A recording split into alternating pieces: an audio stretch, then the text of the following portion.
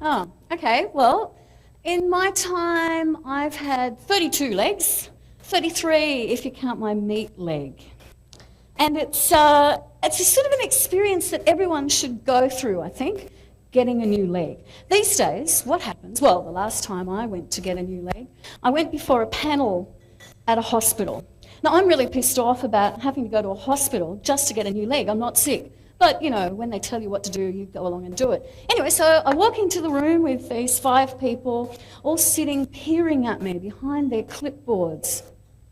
The head doctor, who's a woman, says, yes, Kath is a very interesting case. She's a double osteo, triple action, piston packed, over-the-top rhinoplasty, or something like that. And they all nod. She looks at me behind the desk and she says, well, what do you want? I want a new leg, I say. Right, she says. And from that moment, she nods to the fellow sitting next to her, who I can tell, just from looking at him, is a leg doctor. They have an aftershave of like plaster and glue. He's small and squat and balding with dark hair and sticky fingers. He says that he's going to have a look at the leg to determine if I really need a new one. Now, the federal government's been tightening up on paying for legs. When I was a kid, we had to pay full price for them. And then when Whitlam came to power, they were free. When Hawke came to power, we had to pay for them again. Now, admittedly, everyone says, but Kath, it's not much.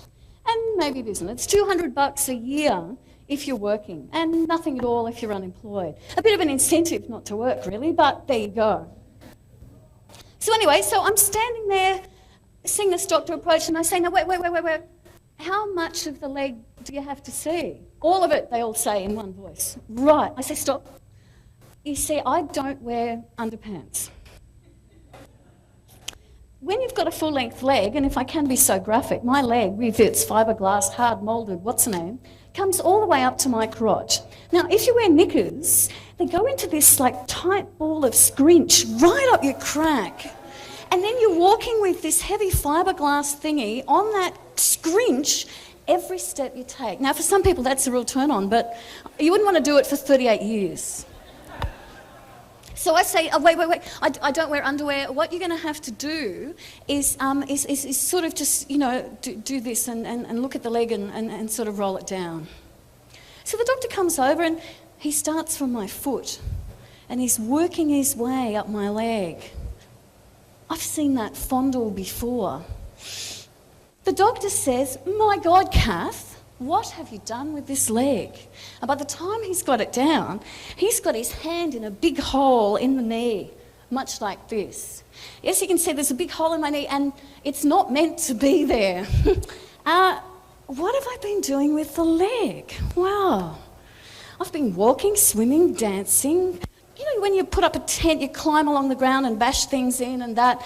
And I've kind of got stuck in mud sort of slides in rainforests, climbed over rocks, gone sailing. Did I say sailing? What else have I done with it? Horse riding. I've done sort of that thing where you mulch gardens and you're down scrabbling with hay and all the rest of it. And I look at him and say, oh, nothing much. He's sitting there tut-tutting and playing with the hole in my leg, and I suddenly remember that what the government and leg doctors like this guy would really like is if I just stayed home and took care of my leg.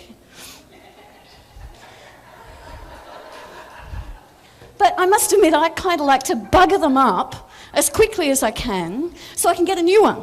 Because nothing beats a new leg. They're bouncy, they're fresh, they're jumpy, they soar like a kiwi. They fly like an emu. I love them. And the quicker you bugger them up, when you go to panel meetings like that, in fact, at that point with his hand in my knee, they all went, new leg, and ticked it off.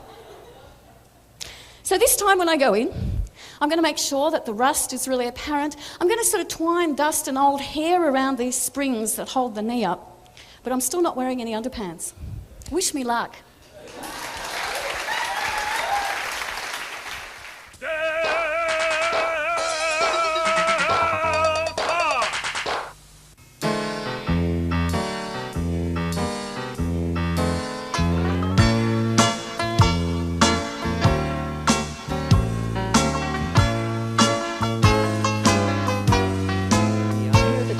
With Simon High. Hello, how are you, Kaye, Sera? It's a fascinating part of the world. This is a fascinating part of Melbourne. In fact, one of Melbourne's most fascinating parts. We're going to have a wander around and have a look at some of the wares here. Yes, we have a lovely place with 65 people all competing with their wares to sell it to an unsuspecting public. Yes. Coloured glass is extremely popular at the moment with the consumers. There's Murano glass, there's what they call art glass, and it's always brightly coloured and smooth and beautifully made, and a lot of it's Italian. And it's very, very popular at the moment, all this kind of coloured glassware. You can see why, it's beautiful, yeah? Well, it is beautiful, and it sort of is very retro, and people like to relive a bit of their childhoods and things like that, and this brings a bit of it back.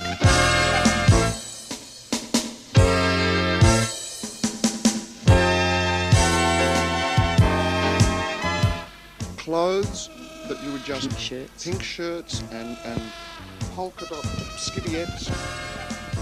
Okay, all very beautiful. All very beautiful. And all very nostalgic. And you find that people will actually sort of buy these as collector's items here? Well, not so much, no, they buy them to wear. Young people, and I'm talking sort of people up to about 25, 30 max, usually have no problems buying second-hand clothing as long as they feel assured that it's been cleaned and everything like that and it's in good condition.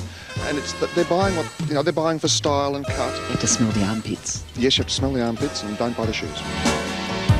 This is the kitchen setting from hell.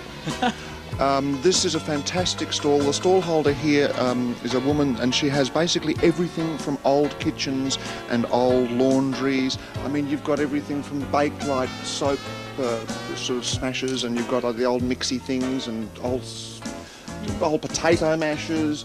But the great thing about this, I could actually see this displayed as a kind of an artwork on a wall somewhere. Do people do that, do you think? Well, I think it's possibly maybe inspired by 56 Dada, Barry Humphries, maybe. Oh, right, okay.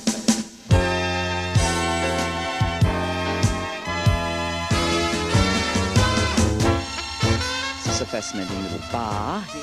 Yes, it is a fascinating little cocktail cabinet bar type affair, which now these have become very popular. In the shape of a boat. In the shape of the front of the boat, and it's not the Titanic because it's still with us. It hasn't sunk yet. These have become, I mean, it's all fashion, and fashion is funny, but these 10 years ago were really fashionable, and then a few years ago you couldn't give them away, and now they're back. What era is this from, the 60s or 70s or what? I'd say it's 60s.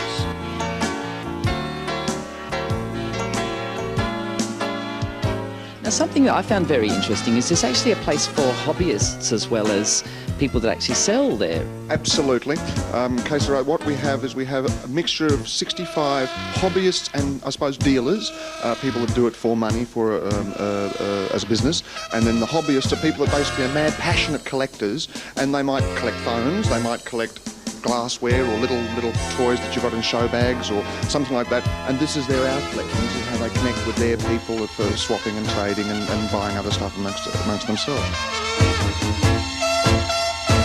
This is very, very topical. This is a coronation collection. Yes, Queen Elizabeth II collection of souvenir and commemorative wear. Some of it is absolutely stunning. This is your collection. A little bit of it is mine, but some of it's in another thing, but this is all the same kind of stuff. But really amazingly different. A lot of it is royal visit. And see, the interesting thing with collectibles is, for instance, there was a Queen Elizabeth, there's commemorative wear here for a 1952 royal visit by the Queen. Before she was Queen, actually, she was Princess Elizabeth, and her father died, the King died, so the tour was cancelled, but all the commemorative wear had already landed and was gone out. That's real collectible. So they're very collectible, the 1952 royal visit that never happened. And what is it that fascinates you about this particular area of nostalgia? Well, I got into collecting the coronation wear and Queen Elizabeth's commemorative wear purely, it started with one jug that goes ding, ding, ding, no little musical jug thing. And it started with that, and because I remember as a child standing outside Government House waving my little flag. Oh yes, 63, 64, there I was. Just but a small baby in a pram. Are you a actually. monarchist or a Republican?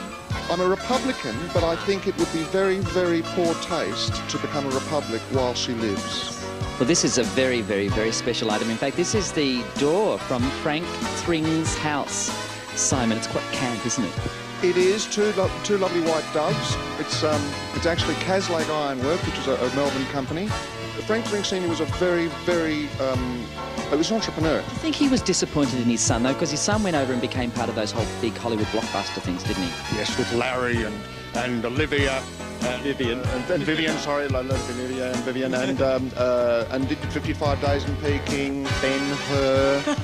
But what I remember Frank Thring for the best was those television commercials for "Have you got your TV license?" And they were the most threatening commercials. And as a child, a very, very small child, of course, but could barely talk, I remember being scared witless by these TV commercials with this man in a big thing going, "Have you got your license yet?"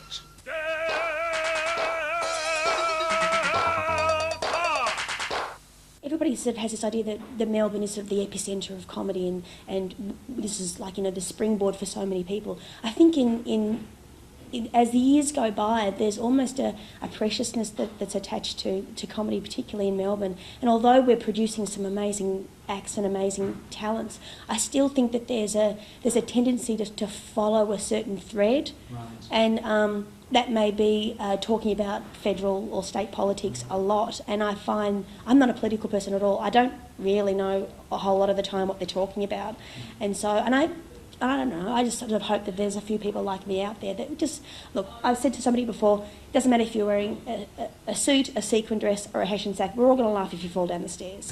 Yeah, I've sort of come from a fairly creative background. I did the stand-up competition, the Raw Comedy competition last year for the festival, which sort of introduced me to the whole world of comedy and the people that are involved in it, and sort of moving through those sorts of crowds was a big eye-opener for me, and I decided that this was something I wanted to be part of, but at the same time I wanted to do something that I felt good about within myself. I didn't want to sort of toe a line or do what was trendy or shock or be rude just for the sake of it. Basically, the story is centred around a talent agency that's in dire straits, and they have to do a lot of sort of brash kind of publicity stunts in order to sort of reinvent the people that they either already represent or they're trying to find to bolster their reputation. As an actor on stage, you get licensed to not only follow the script to the letter, but you also have the opportunity to interact with the audience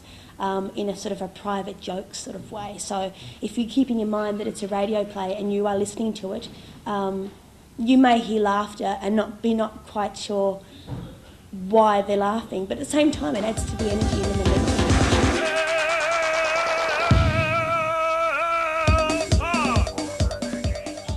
This season